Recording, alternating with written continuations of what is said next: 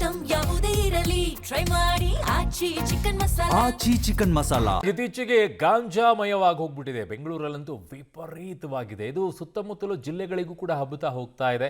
ಅಲ್ಲಲ್ಲಿ ಸೀಮಿತವಾಗಿದ್ದಂಥ ಗಾಂಜಾ ಗಮಲು ಈಗ ಎಲ್ಲ ಕಡೆನೂ ಇದೆ. ಹಾಸನದಲ್ಲಿ ಗಾಂಜಾ ನಶೆಯಲ್ಲಿ ಪುಂಡ್ರ ಅಟ್ಟಹಾಸವನ್ನು ಮೆರೆದಿರೋದು. ಟಿಪ್ಪರ್ನಿಂದ ಕಾರಿಗೆ ಗುದ್ದಿಸಿ ನೊಜ್ಜುಗೊಜ್ಜು ಮಾಡಿದ್ದಾರೆ. ಟಿಪ್ಪರ್ ಚಾಲಕರನ್ನು ಅಟ್ಟಾಡಿಸಿ ಪುಂಡರು ಹಲ್ಲೆಯನ್ನ ಮಾಡಿರೋದು. ಆಲೂರು ತಾಲೂಕಿನ ಕೊಡಗಿಹಳ್ಳಿ ಗ್ರಾಮದಲ್ಲಿ ಆಗಿರುವಂತಹ ಘಟನೆ ಇದು. ಕಿರಣ್, ಕೀರ್ತನ್, ಓಂಕಾರ್ ಎಂಬುವರಿಂದ ಕೃತ್ಯ ಆಗಿದೆ ಅನ್ನುವಂಥ ಆರೋಪ ಕೇಳಿ ಬರ್ತಾ ಇದೆ. ಟಿಪ್ಪರ್ ತಗೊಂಡೋಗಿ ಕಾರಿಗೆ ಗುದ್ದಿಸ್ಬಿಟ್ಟು ಟಿಪ್ಪರ್ ಚಾಲಕರನ್ನ ಅಟ್ಟಾಡಿಸಿ ಪುಂಡರು ಹಲ್ಲೆಯನ್ನ ಮಾಡಿದರಂತೆ. ಸೊ ಅಲ್ಲಿ ನೋಡಿ, ಟಿಪ್ಪರ್ ಲಾರಿ ಹೋಗ್ಬಿಟ್ಟು ಕಾರಿಗೆ ಗುದ್ದಿದೆ. ಗಾಂಜಾ ನಶೆಯಲ್ಲಿ ಈಗ ಪುಂಡರು ಅಟ್ಟಹಾಸವನ್ನು ಮೆರೆದಿರೋದು. ಕಿರಣ್ ಅಂತೆ, ಕೀರ್ತನ್ ಅಂತೆ, ಓಂಕಾರ್ ಅನ್ನೋರು ಈ ಕೃತ್ಯವನ್ನು ಎಸಗಿದ್ದಾರೆ ಅನ್ನೋದು ಕೇಳಿ ಬರ್ತಾ ಇರುವಂಥ ಆರೋಪ. ಆಲೂರು ತಾಲೂಕಿನ ಕೊಡಗಿಹಳ್ಳಿ ಗ್ರಾಮದಲ್ಲಿ ಆಗಿದೆ. ಗಾಂಜಾ ಘಮಲು ಕೇಳಿ ಬರ್ತಾ ಇದೆ. ಈಗ ಹಲವು ಕಡೆಗಳಲ್ಲಿ ಸಿಕ್ಕಾಪಟ್ಟೆ ಬರ್ತಾ ಇದೆ. ಆಮೇಲೆ ನಶೆಯಲ್ಲಿದ್ದರೂ ಕೂಡ ಗಾಂಜಾ ಅಂತಲೇ ಹೇಳ್ತಾರೆ ಕೆಲವರು, ಮಚ್ಚು ಬೇರೆ ಇದೆ. ಸೊ ಎಲ್ಲ ರೀತಿಯಾದಂಥ ವ್ಯವಸ್ಥೆಗಳು ಕೂಡ ಇದಾವೆ ಅನಿಸುತ್ತೆ ಅದರಲ್ಲಿ, ಕಾರಲ್ಲಿ.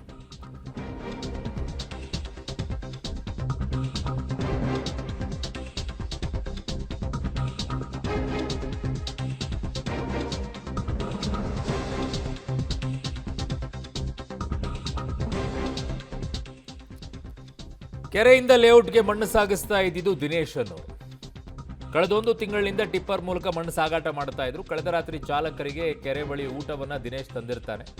ಈ ವೇಳೆ ಗಾಂಜಾ ನಶೆಯಲ್ಲಿ ಮೂವರು ಇರ್ತಾರೆ, ಹಲ್ಲೆ ಮಾಡ್ತಾರೆ. ಲಾಂಗ್, ಮಚ್ಚು, ರಾಡ್ ಹಿಡಿದು ಹಲ್ಲೆ ಮಾಡಿದಾರಂತ ಕಿಡಿಗೇಡಿಗಳು. ಪೊಲೀಸರಿಗೆ ದೂರು ನೀಡಿದ್ರು ಕೂಡ ಮೂವರನ್ನ ಬಿಟ್ಟು ಕಳಿಸಿರುವಂಥ ಆರೋಪ ಈಗ ಕೇಳಿ ಬರ್ತಾ ಇದೆ. ಕ್ರಮ ತಗೊಳ್ಬೇಕು ಈ ಪುಂಡ್ರ ಮೇಲೆ ಅಂತ ಈಗ ಗ್ರಾಮಸ್ಥರು ಆಗ್ರಹಿಸ್ತಾ ಇದ್ದಾರೆ. ಆಲೂರು ಪೊಲೀಸ್ ಠಾಣೆ ವ್ಯಾಪ್ತಿಯಲ್ಲಿ ನಡೆದಿರುವಂತಹ ಘಟನೆ ಇದು. ನೀವು 2 ರಾತ್ರಿಯಿಂದ ಬಂದು ಗಲಾಟೆ ಮಾಡ್ತಾವ್ರೆ. ಒಟ್ಟಿನಲ್ಲಿ ಸೈಕಲ್ ತಗೋಗೋಣ, ಬೈಕ್ ತಗೋಗೋಣ ಅಂತ ಇದ್ರು. ಒದಿತಾ ಇದ್ರು ಕದ ಒದ್ದದ್ ನಮ್ಮನೆ ಅಂತ ಕೇಳೋದು. ಹೊಡೆದಾರೆ, ಹೊಡೆದಿದ್ರು ಅಲ್ಲಿ ಕೇಳೋದು.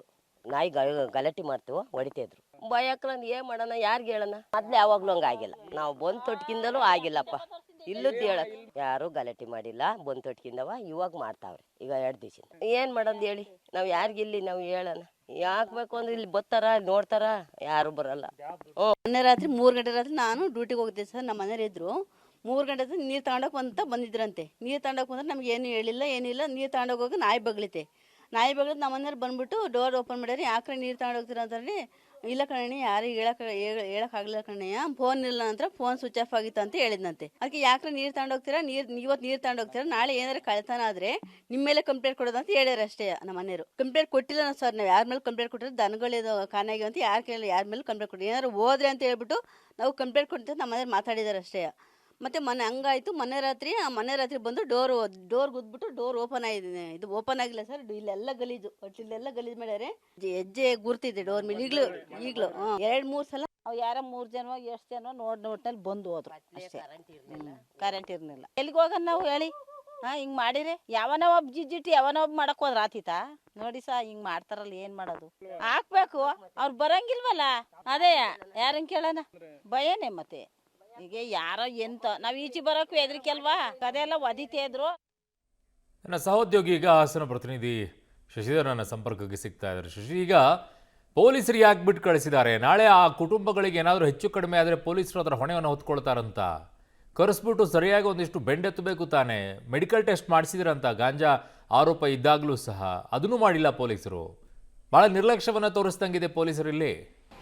ಅರುಣ್, ಆಲೂರು ತಾಲೂಕಿನ ಕೋಡಗಿಹಳ್ಳಿ ಗ್ರಾಮದಲ್ಲಿ ನಿನ್ನೆ ರಾತ್ರಿ ಘಟನೆ ನಡೆದಿರ್ತಕ್ಕಂಥದ್ದು. ಏನು ದಿನೇಶ್ ಎಂಬುವರವರ ಕಾರನ್ನು ನಿಲ್ಲಿಸಿ ಚಾಲಕರಿಗೆ ಊಟ ಕೊಟ್ಟು ಅವರು ಮಣ್ಣು ಲೋಡ್ ಮಾಡಿರ್ತಾರೆ. ಈ ವೇಳೆ ಏಕಾಏಕಿ ಮಾರಕಾಸ್ತ್ರಗಳನ್ನು ಹಿಡಿದು ಬಂದಂತಹ ಕೀರ್ತನ್, ಕಿರಣ್ ಹಾಗೂ ಓಂಕಾರ್ ಎಂಬುವವರು ಗಾಂಜಾ ನಶೆಯಲ್ಲಿದ್ರು ಅಂತ ಗ್ರಾಮಸ್ಥರೇ ಆರೋಪವನ್ನು ಮಾಡಿದ್ದಾರೆ. ಯಾಕೆಂದರೆ ಸತತವಾಗಿ 3 ಪ್ರಕರಣಗಳು ಈ ಒಂದರಿಂದ ನಡೆದಿದೆ. ಹಾಗಾಗಿ ಅವರೇ ಈ ರೀತಿ ಮಾಡಿದ್ದಾರೆ ಅಂತ ಒಂದು ಆರೋಪವನ್ನು ಮಾಡಿದ್ದಾರೆ. ಅಲ್ಲದೆ ಸಂಪೂರ್ಣವಾಗಿ ಟಿಪ್ಪರ್ನಿಂದ ಕಾರಿಗೆ ಗುದ್ದಿ ಟಿಪ್ಪರ್ನಿಂದ ಕಾರನ್ನು ಪಲ್ಟಿ ಹೊಡೆದು ಸಂಪೂರ್ಣ ನಜ್ಜುಗುಜ್ಜು ಮಾಡಿದ್ದಾರೆ. ಆ ನಂತರದಲ್ಲಿ ಘಟನೆಯಲ್ಲಿ ಅವರು ಪೊಲೀಸರಿಗೆ ದೂರನ್ನು ನೀಡಿದ್ದಾರೆ.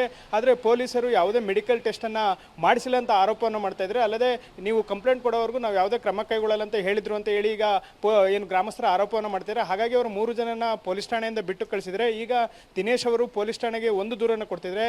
ಮತ್ತೊಂದೆಡೆ ಗಂಗಾಧರ್ ಎಂಬುವರ ಮನೆ ಮೇಲೂ ಸಹ ದಾಳಿಯನ್ನು ಮಾಡಿ ಅವರ ಮನೆಯ ಬಾಗಿಲನ್ನು ಒಡೆಯುವಂಥ ಒಂದು ಪ್ರಯತ್ನವನ್ನು ಮಾಡಿದ್ದಾರೆ.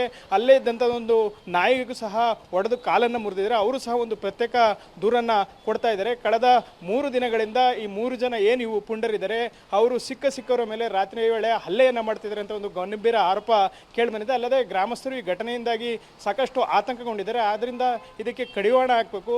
ಪೊಲೀಸರು ಈ ಥರ ನಿರ್ಲಕ್ಷ್ಯ ವಹಿಸಿದರೆ ಗ್ರಾಮಸ್ಥರು ಇಲ್ಲಿ ಒಬ್ಬೊಬ್ಬರೇ ಓಡಾಡುವುದು ಹೇಗೆ? ಒಂಟಿ ಮನೆಗಳಿವೆ, ಅಲ್ಲಿ ವಯೋವೃದ್ಧರಿರ್ಬೋದು, ಏನು ಮಹಿಳೆಯರು ಎಲ್ಲರೂ ಇದ್ದಾರೆ. ಹಾಗಾಗಿ ಈ ಪ್ರಕರಣದಲ್ಲಿ ಭಾಗಿಯಾಗಿರ್ತಕ್ಕಂಥ 3 ಏನಿದ್ದಾರೆ ಅವರ ವಿರುದ್ಧ ಶಿಸ್ತು ಕ್ರಮವನ್ನು ಜರುಗಿಸಬೇಕು ಅಂತ ಒತ್ತಾಯವನ್ನು ಮಾಡ್ತಿದ್ದಾರೆ. ದಿನೇಶ್ ಅವರು ಇತ್ತೀಚೆಗಷ್ಟೇ ತೆಗೆದುಕೊಂಡಿದ್ದಂತಹ ಹೊಸ ಕಾರು, ಅವರು ಊರಿಗೆ ಒಂದಿಷ್ಟು ಹಣವನ್ನು ಕೊಟ್ಟು ಅವರು ತೋಟಗಳಿಗೆ ಲೇಔಟ್ಗಳಿಗೆ ಮಣ್ಣನ್ನು ಸಾಗಿಸ್ತಾ ಇದ್ರು. ಇದೇ ವಿಚಾರಕ್ಕೆ ಅವರ ಮೇಲೆ ಈಗ ದಾಳಿಯನ್ನು ಮಾಡಿ ಹಲ್ಲೆಯನ್ನು ನಡೆಸಿದರೆ. ಅಲ್ಲದೆ ಚಾಲಕರು ಸಹ ಭಯ ಬಿದ್ದು ಓಡಿ ಹೋಗಿರ್ತಕ್ಕಂಥದ್ದು. ಅರುಣ್. ಓಕೆ ಶಶಿಧರ್, ನಿಮ್ಮೆಲ್ಲ ಮಾಹಿತಿಗೆ ಧನ್ಯವಾದಗಳು.